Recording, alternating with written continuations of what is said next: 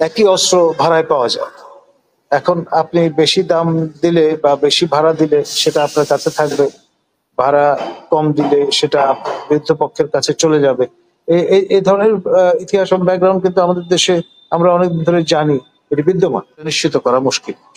যদি তাই পারতাম আমরা, তাহলে এই লক্ষ লক্ষ আপনার রোহিঙ্গা আমাদের বাংলাদেশে এভাবে ঢুকে পড়তে পারতো না বা আসতো না, বা শেখ হাসিনা আমলে তো এসছেই, এই সরকার আমলে লাখখানেকের বেশি রোহিঙ্গা প্রবেশ করেছে। আমরা তো আটকাতে পারি, একটা আপনার কুশন হিসেবে হয়তো কাজ করবে। স্বয়ং সাবেক প্রধানমন্ত্রী শেখ হাসিনা তিনি তাদের আতিথ্যে আছে, এটা তো আমরা সর্বজনীন, আমরা জানি, এবং আমাদের পক্ষ থেকেই তাকে সেখানে আপনার উইথ প্রোটেকশন দিয়ে আসা হয়েছে। নাগরিকরা একটি দেশের যে কোনো মতামতের মতাদর্শের অধিকারী হতে পারে, আর আমাদের দেশটা তো ওয়াটার টাইট কম্পার্টমেন্ট না। এখানে আপনার যে ধরনের কার্যক্রম গুলো শোনা যাচ্ছে, সেখানে কোন কোন এনজিও ইনভলভ আছেন, বা এনজিও দের ট্রেনিং প্রোগ্রামের নামে আপনার ঢাকায় এবং ঢাকার বাইরে এ ধরনের প্রশিক্ষণ কার্যক্রম পরিচালিত হয়েছে বলে ওয়াকিফল সূত্রে জানা গেছে।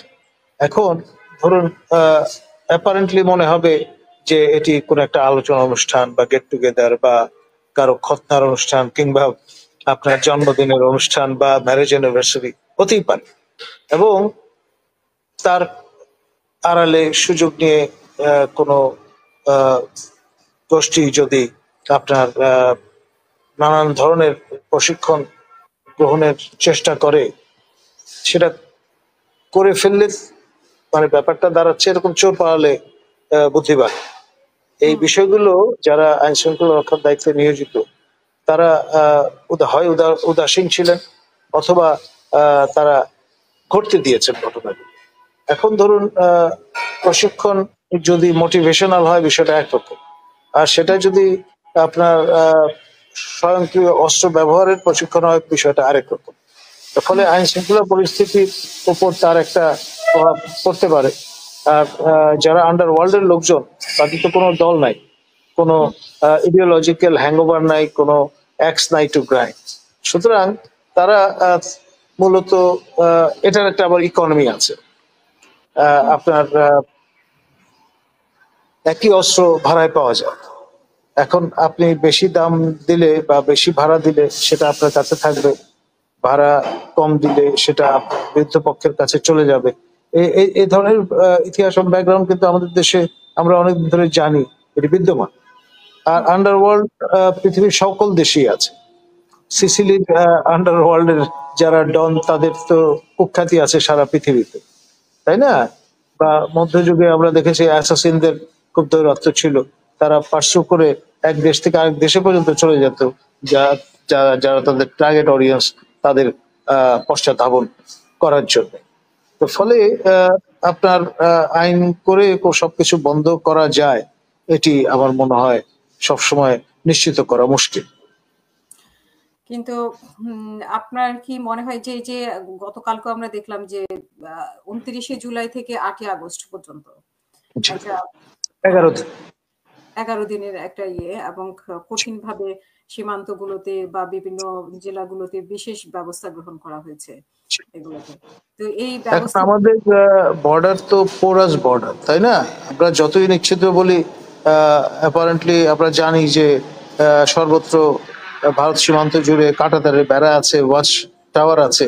এখন তার মধ্যে আবার কিছু লেকুনাও আছে, কখন কোথায় কে আপনার গলিয়ে প্রবেশ করে সেটা নিশ্চিত করা মুশকিল। যদি তাই পারতাম আমরা, তাহলে এই লক্ষ লক্ষ আপনার রোহিঙ্গা আমাদের বাংলাদেশে এভাবে ঢুকে পড়তে পারতো না বা আসতো না, বা শেখ হাসিনা আমলে তো এসছেই, এই সরকার আমলে লাখখানেকের বেশি রোহিঙ্গা প্রবেশ করেছে। আমরা তো আটকাতে পারি। তো ফলে এটা তাত্ত্বিকভাবে বলা সহজ, আপনার একটা চিঠি বা অর্ডার ইস্যু করে দিলেন, সেটা ইমপ্লিমেন্ট করা কিন্তু খুবই কঠিন কাজ, কারণ আমাদের এখানে ন্যাচারাল বাউন্ডারি নেই। আপনার অনেক দেশে আছে যে বিশাল সুউচ্চ পর্বতমালা, যেমন চীন এবং ভারতের সীমান্তে এভারেস্ট বা হিমালয় পর্বত। তো ফলে এমনি বিষয়টা আপনার খুব দুর্লঙ্ঘ।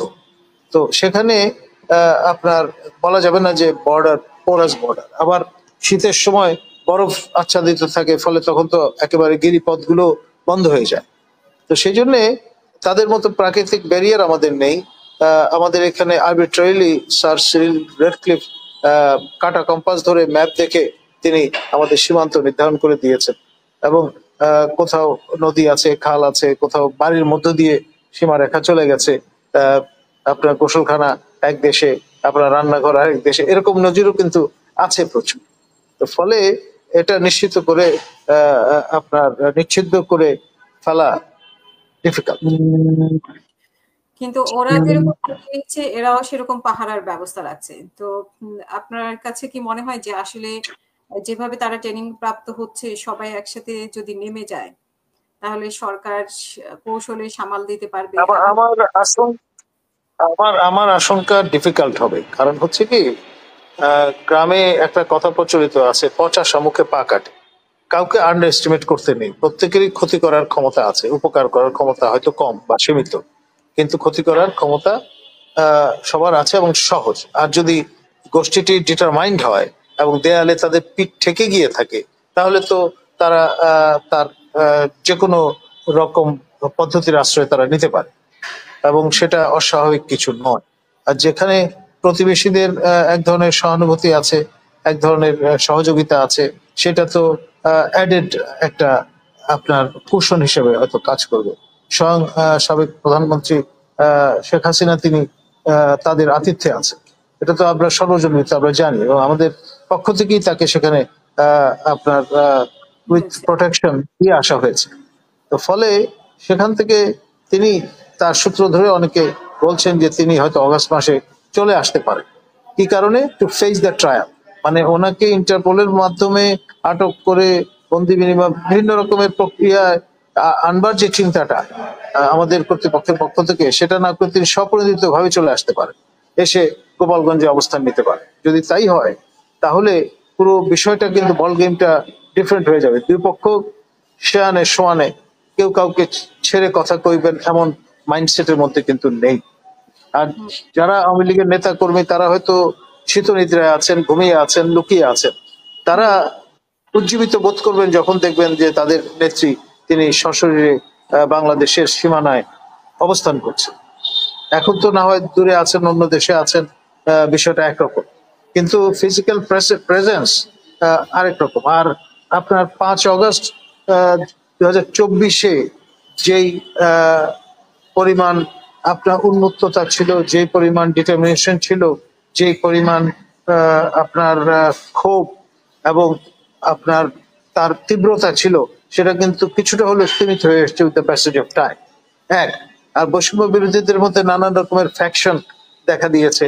তারপরে যারা তরুণ তুর্কি, তাদের বিশেষ করে 3জন উপদেষ্টার মধ্যে একজন সাবেক, 2জন এখনো আছেন ক্যাবিনেটে, তাদের নিয়ে নানান রকমের আপনার প্রতিক্রিয়া আমরা সমাজে দেখছি। মুরাদনগরে, কুমিল্লায় আপনার সজীব ভুঁইয়া, যিনি মাননীয় উপদেষ্টা, তার বিরুদ্ধে তার পদ থেকে দাবি করে মিছিল করেছে এলাকার লোকজন। এগুলো তো ডেফিনেটলি সাইন সিমটম বলা যেতে পারে যে তাদের আগের মতো অ্যাকসেপ্টেন্স এবং পপুলারিটি আসলে 1 বছর আগে যা ছিল এখন তার নেই। এটা অত্যন্ত স্বাভাবিক, প্রকৃতির নিয়মই তাই। এক চেহারা মানুষ বেশি দিন দেখতে চায় না, ইনকামবেন্সি ফ্যাক্টর বলে একটা বিষয় আছে। সকল দলের ক্ষেত্রে প্রযোজ্য, তাদের ক্ষেত্রে তো বটেই।